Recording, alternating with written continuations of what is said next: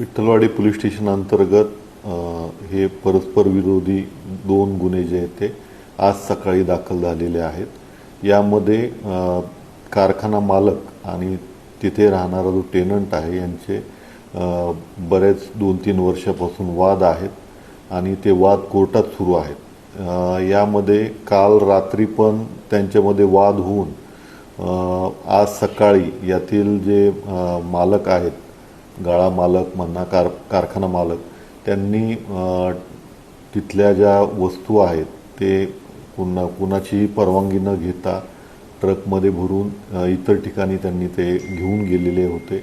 या अनुषंगाने त्यातील टेनंट जे आहेत त्यांनी तक्रार दिली होती आणि तक्रार दिल्यावरून त्यात आपण विठ्ठलवाडी पोलीस स्टेशनला गुन्हा दाखल झाला होता। शिवाय त्यांचे काल रात्री जे वाद झाले होते त्या वादातून पण काही घटना संबंधित टेनंटनी केल्याचं मालकांनी फिर्याद दिली होती। या अनुषंगाने दोन परस्पर विरोधी गुन्हे जे आहेत ते दाखल झालेले आहेत आणि या दोन्ही पार्टी ज्या आहेत त्यांना अरेस्ट करण्यात आलं होतं। एकूण 6 आरोपी यामध्ये आहेत आणि त्यांना माननीय न्यायालयासमोर हजर केल्यानंतर एकूण 4 दिवसांची पोलीस कस्टडी देण्यात आलेली आहे।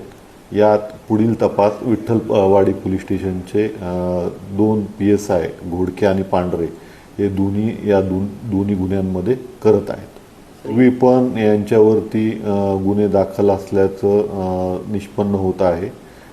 एकूण 4 गुन्हे यात दाखल आहेत। शिवाय 5 ते 6 NC पण एकमेकांविरुद्ध दाखल आहेत।